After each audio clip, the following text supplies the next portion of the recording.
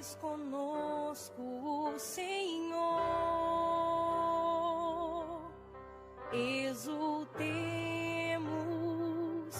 de alegria.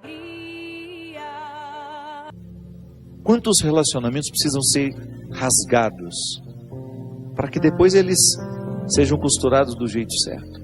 Fazer cair por terra todas as ilusões que nós temos do outro, ou todas as pretensões que nós julgamos em cima do outro. Não, o outro não tem que corresponder às minhas expectativas. O outro tem que ser ele. E se por acaso houve uma empatia comigo, ali construímos uma relação de amizade, se não, uma relação de respeito só. Mas é preciso rasgar. Nós precisamos viver o enfrentamento. O enfrentamento que depois vai provocar uma libertação em nós. Enfim, a vida sempre vai nos pedir uma observação. A vida sempre vai pedir de nós calma, paciência, porque com pressa nós passamos por cima de todas essas necessidades e não somos capazes de reconhecê-las.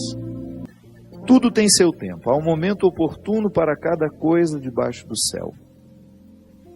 Tempo de nascer, tempo de morrer, tempo de plantar, tempo de arrancar o que foi plantado, tempo de matar, tempo de curar, tempo de destruir, tempo de construir, tempo de chorar, tempo de rir, de lamentar, de dançar, tempo de espalhar pedras e tempo de as ajuntar. Tempo de abraçar e tempo de afastar-se dos abraços. Tempo de procurar, tempo de perder. Tempo de guardar, tempo de jogar fora. Tempo de rasgar e tempo de costurar. Tempo de calar e tempo de falar. Tempo do amor, tempo do ódio, tempo da guerra, tempo da paz. Muitas vezes nós matamos a nossa vida, ou matamos a oportunidade de viver bem, porque nós não somos capazes de fazer a leitura correta do que o tempo está nos pedindo. Porque é assim mesmo. Cada dia o tempo vai nos pedir alguma coisa. E é esse olhar atento que vai dando a gente essa condição, essa clareza de perceber o que de fato hoje grita pelo meu nome. O que de fato hoje chama por mim?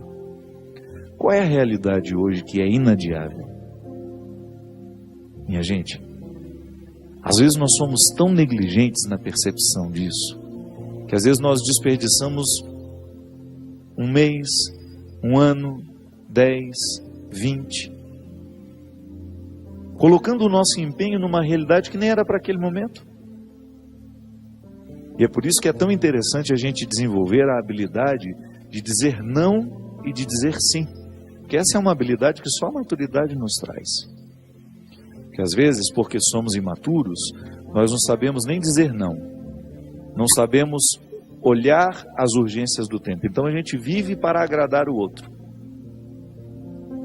Não. Antes de agradar o outro, você precisa perceber o que a vida está pedindo de você.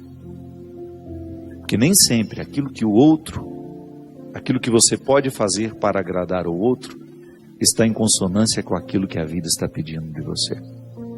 Mesmo que para a gente crescer, nós temos que ter coragem de cortar muitas coisas. A Sagrada Escritura diz: tempo de matar, tempo de fazer nascer. Tudo depende da percepção aguçada que nós precisamos ter para olhar o momento presente e descobrir o que de fato merece o nosso empenho. Quantas vezes eu na minha vida me empenhei no lugar errado, na questão errada. E depois não tem como ser feliz. Não tem como eu descobrir um contentamento sabendo que o meu empenho não foi onde deveria ter me empenhado. Não há possibilidade de eu me sentir realizado, de sentir-me bem com as minhas escolhas. Porque o que vai fazer com que eu me sinta bem é olhar para o contexto das minhas escolhas e ficar confortável com aquilo que foi escolhido. É interessante porque, às vezes, a nossa maneira de viver nos priva até mesmo dessa percepção. Nós estamos muito estranhos a nós. Não é estranho com o outro, não. É estranho a nós mesmos. Estranhos a nós mesmos. A música fala, né, que às vezes nós ficamos sem alma. O corpo precisa de alma. Sim, eu preciso de sustento para a minha vida. Eu preciso de significar a minha matéria. Eu preciso colocar alma em tudo aquilo que sou eu. Até na casa onde eu moro.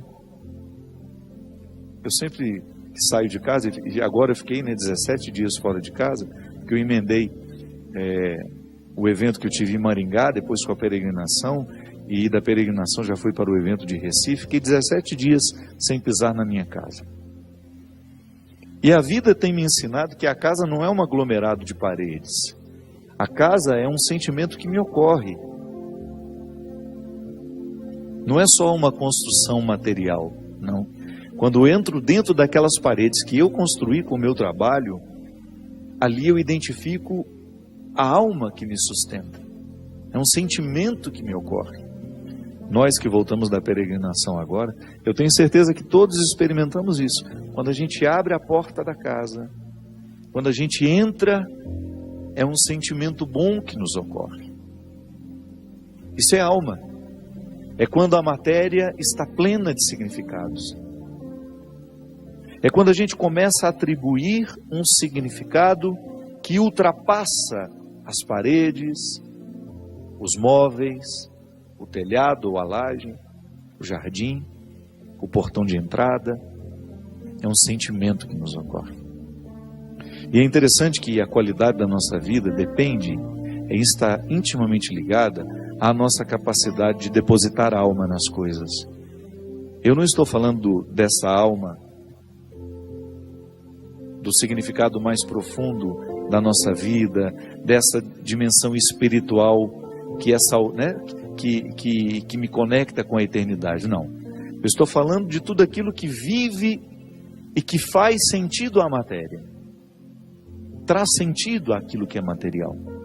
Então a gente usa de maneira inadequada o termo alma. Perceber que os meus objetos estão perpassados por um significado que ultrapassa a matéria. Como dizia Rubem Alves, né? Existem coisas que são mais que coisas, são coisas que nos fazem lembrar. Isso é, virar um sacramental. Da mesma maneira como eu trago uma lembrancinha da viagem, aquilo é para mim apenas um sacramental de alguma coisa que foi boa, que foi vivida, que foi experimentada, que me fez bem. Mas agora, na minha oportunidade de colocar alma neste corpo, nessa oportunidade única que eu tenho de viver diariamente bem a minha vida e assim inflar ar em tudo isso, da mesma maneira como eu percebo essa outra alma das coisas, da minha casa quando chego, de um sentimento que me ocorre. O viver bem, me trazendo a consciência de que hoje, quando eu observo as urgências da minha vida e me empenho nessas urgências, eu estou colocando alma no meu corpo. Ah, padre, essa visão separatista não combina com a teologia cristã. Eu sei, isso é só didática. Essa separação é apenas didática. Funciona tudo junto, corpo e alma estão, embora sejam realidades distintas, funcionam juntas. É unidade. Nós proclamamos a unidade de tudo isso. Agora, quando eu percebo, quando eu identifico que eu não estou fazendo, que eu não estou me empenhando para viver bem, eu estou sim fragilizando os recursos da minha alma, que são justamente para me ajudar a viver bem a própria vida do corpo. Trabalham em conjunto, minha gente. E nós muitas vezes negligenciamos a observância do tempo, como na Escritura que diz. O escritor sagrado fala justamente isso. Tempo de chorar e tempo de rir. Há momentos que a própria vida te mostra a necessidade de chorar, de jogar para fora os seus excessos, de não ter medo da tristeza, de permitir que essa tristeza cave dentro de nós as suas riquezas, e que nos ajude a encontrar a pedra preciosa que só o sofrimento poderia nos levar a conhecer. Depois vem o riso. O riso não nasce por acaso. A gente já cantava aquela música também, né? Ando devagar porque já tive pressa e trago esse sorriso porque já chorei demais. O sorriso é o resultado da lágrima bem chorada.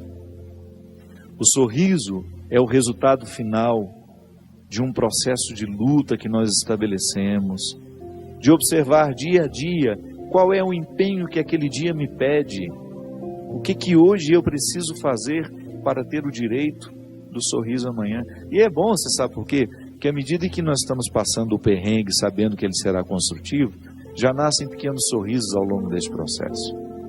Quando a gente fala de um sorriso final, é apenas a metáfora de um processo bem feito, bem vivido. Tempo de abraçar, tempo de se afastar. Quanto sofrimento, né? Em perceber o distanciamento como necessário ao crescimento do outro. É aquele filho que vai embora para estudar. Não dá para reter filhos. Por isso que é tempo de abraçar, é tempo de cuidar, é tempo de estar junto. E vai chegar o momento em que esse afastamento será necessário para o próprio curso da vida. Depois volta.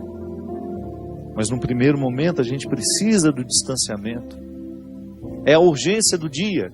Chegou a época, é preciso estudar. É preciso buscar um futuro fora daqui.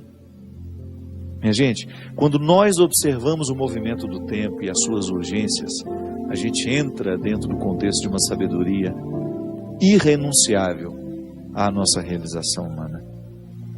Tempo de rasgar, tempo de costurar. Se a gente não tem coragem, muitas vezes, de rasgar algumas realidades, depois jamais conseguiremos viver a libertação dela. Hoje até escrevi sobre isso. Muitas vezes, nós lamentamos perder. E quando na verdade a gente vai observar aquilo que a gente perdeu, não foi perda, foi libertação.